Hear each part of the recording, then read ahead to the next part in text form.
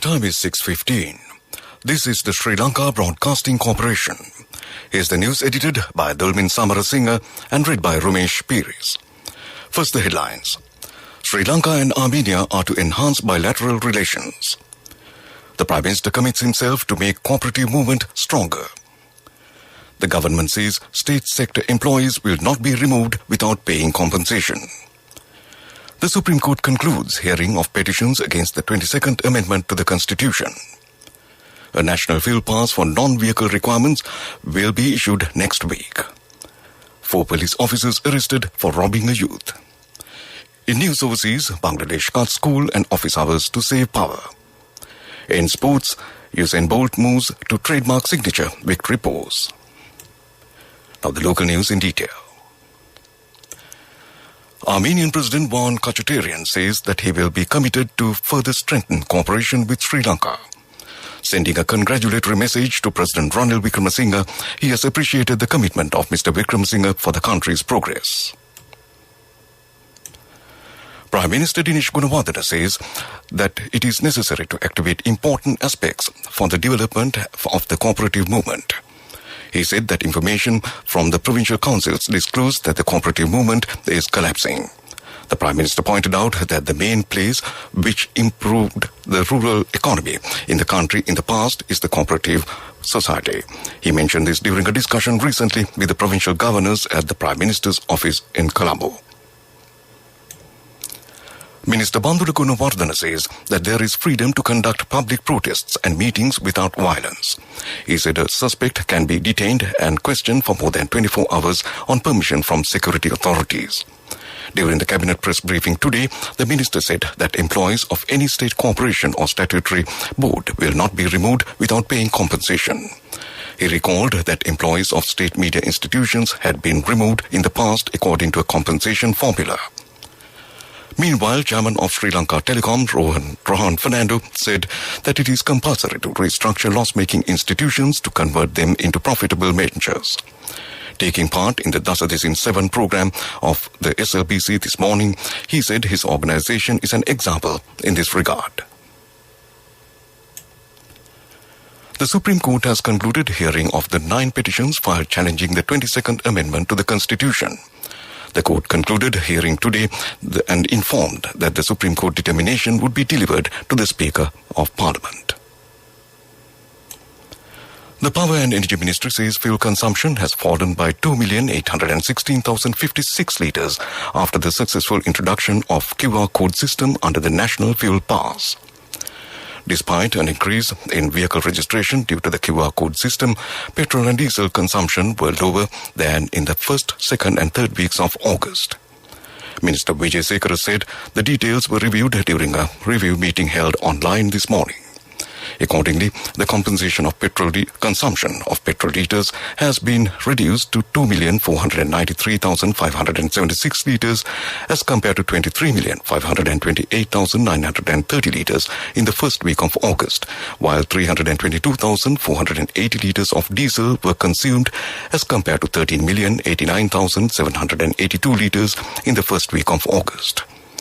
The minister said fuel pass for tourists would be made available from the first week of next month, and a special category for quota additions for essential services is to be introduced soon. This news broadcast comes to you from the Sri Lanka Broadcasting Corporation. Continuing with more local news. Kottava Police says that 4 police officers attached to Malabi Police Station have been arrested in connection with an incident of robbing a gold chain and a mobile phone from a youth at Vidyalaya Junction in Kottava. The arrested police officers include a police sergeant and 3 constables attached to the Malabi Police Station. Police have recovered the stolen gold chain, mobile phone and also the 3-wheeler which the suspects used to commit the crime. Chairman of Lanka Sathasa, Pasanda Yapa Abhiwadana says prices of 5 food items have been reduced with effect from today. Accordingly, the price of imported ponni samba has been reduced by 21 rupees per kilogram and imported nadu rice by 2 rupees, while dal has been reduced by 25 rupees. Price of spreads has been slashed by 25 rupees and brown sugar by 2 rupees per kilogram. The Colombo Magistrates Court has issued a warrant for the arrest of social media activist Pathum Kerner, who was an active member of the Aragalaya protest movement, and to produce him before the court. The order has been issued over his failure to appear before the court in relation to the case filed regarding the recent incident of unruly behaviour at the Poldua Junction near the entry road to the Parliament. The case has been filed by the Colombo Crimes Division. The first meeting of the Committee on Public Finance of the third session of the 9th Parliament was held today under the chairmanship of MP Dr. Harsha De Silva. In accordance with the Standing Order 121, the Committee of Selection appointed MP Dr. Harsha De Silva as the chairman of the committee recently. Accordingly, the Appropriation Amendment Bill to amend the Appropriation Act No. 30 of 2021 was considered at the committee and approved. Furthermore, the Social Security Contribution Levy Bill was also approved. Regulations under the Foreign Exchange Act, an order under the Special Commodity Levy Act, and a resolution under the Customs Ordinance also received approval of the Committee on Public Finance. Minister Mahinda Amaravira says that apart from the urea fertilizer needed for paddy cultivation in the Maha season, muriate of potash will be provided on a request from farmers. He said the Finance Ministry has agreed to provide $25 million for the purpose. The World Bank has agreed to give $110 million to purchase urea fertilizer needed for the Maha season. The minister disclosed that the Foreign Ministry is assisting to find a country which sells TSP fertilizer in order to purchase it. The minister further said that attention has been paid to launch a program to sell pesticides, weedicides and herbicides through agrarian services centres and private companies. And that ends local news. The main news story is brought to you by Siddhalepa Vedamahatmya. And moving on to the main news story, the IMF staff plans to visit Colombo from tomorrow to 31st to continue discussions with the Sri Lankan authorities on economic and financial reforms and policies. The objective is to make progress towards reaching a staff-level agreement on a prospective IMF extended fund facility arrangement in the near term. IMF staff would also continue the engagement with other stakeholders during the visit. And that came to you in the main news story.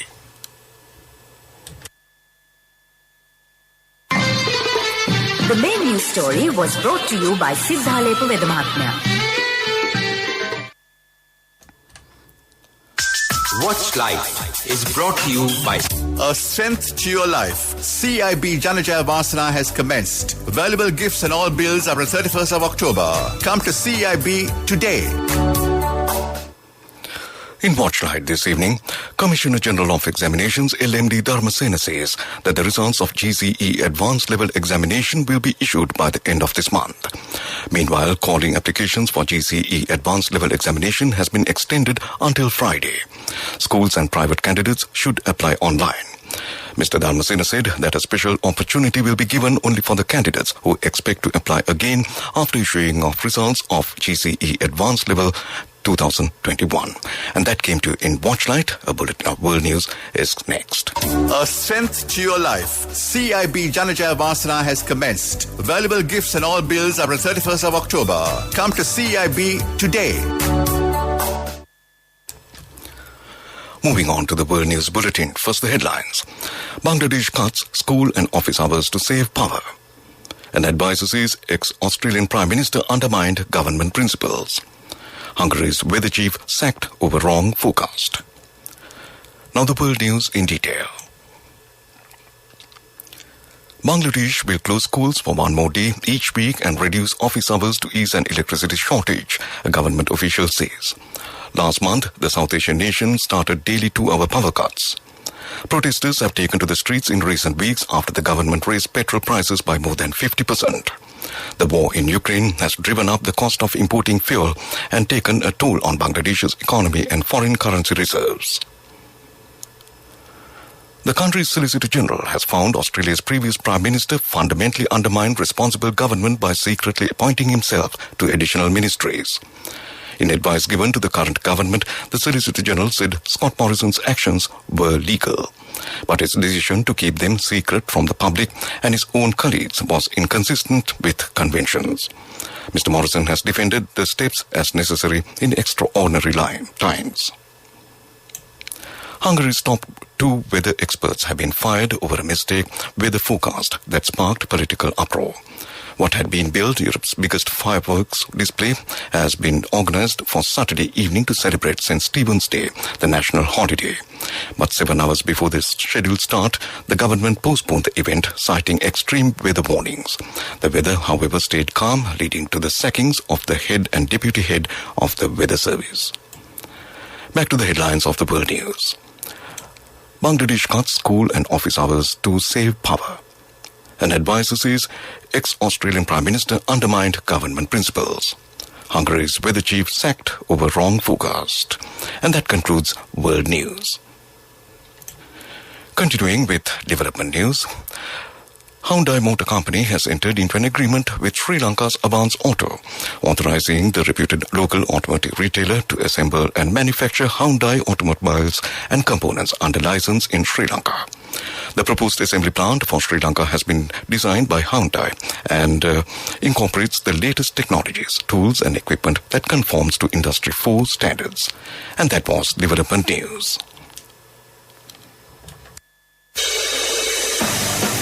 Sports News is brought to you by Sampath Bank. We present your future. Moving on to sports news, first it's athletics.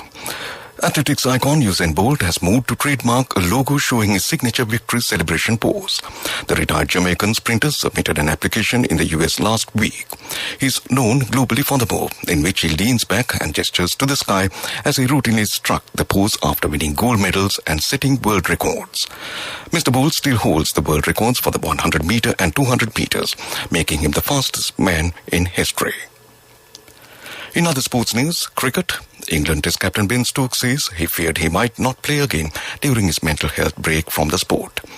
All-rounder Stokes took a 5-month break from cricket in 2021 to prioritize his mental well-being. The 31-year-old suffered panic attacks after bottling up his emotions for several years. And that was sports news. Cash through NSP globally and win wonderful gifts locally. From October 1st, 2021 to December 31st, 2022. Remit a minimum of $100 or an equivalent amount in any foreign currency 3 times through NSB U Trust. Business News, sponsored by National Savings Bank, the safest place for your money. In business news, the Commercial Bank of Ceylon has scaled new heights in digital innovation, becoming the first bank in Sri Lanka to take banking to the realm of wearable technology. The bank's and the country's first wearable banking product was achieved with the integration of access to and select features of the bank's Flash digital account with Apple Watch in collaboration with Digital Payment Services Private Limited. And that was Business News. Business News, sponsored by Cash through NSP globally and win wonderful gifts locally. Will you be the lucky winner of the NSP Golden Jubilee?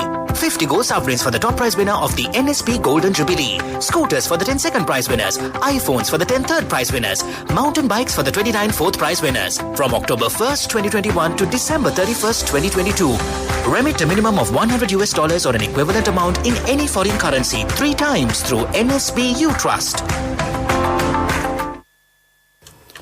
In economic news, Governor Dr. Nandalal Veerasinghe says inflation will not likely to reach 70%, contrary to previous projections made by the Central Bank of Sri Lanka. He said according to the latest projections by the Central Bank, inflation is likely to peak in the month of September and subsequently it will be trending down. Dr. Veerasinghe said electricity price revision will reflect inflation projections in the short term. And that was economic news. And the weather report. The Met Department says that showers will occur at times in the western and Sabaragama provinces and in the Kurunegala, Kandy, Nuwara Eliya, Galle and Matara districts. Showers or thundershowers will occur at a few places in the Uva province and in Ampara and Batiklo districts during the evening or night. Very heavy rainfalls above 50 millimeters can be expected at some places in those areas. Strong winds about 50 kilometers per hour can be expected at times over the western slopes of the Central Hills, Polonnaruwa, Trincomalee and Hambantota districts. And that was the weather report. And to conclude this news broadcast, a recap of the main news headlines. Sri Lanka and Armenia are to enhance bilateral relations. The Prime Minister commits himself to make cooperative movements stronger. The government says state sector employees will not be removed without paying compensation. The Supreme Court concludes hearing of petitions against the 22nd Amendment to the Constitution. A national fuel pass for non-vehicle requirements will be issued next week. 4 police officers arrested for robbing a youth. In news overseas, Bangladesh cuts schools and office hours to save power. In sports, Usain Bolt moves to trademark signature victory pose. And with that, we conclude this news broadcast from the Sri Lanka Broadcasting Corporation.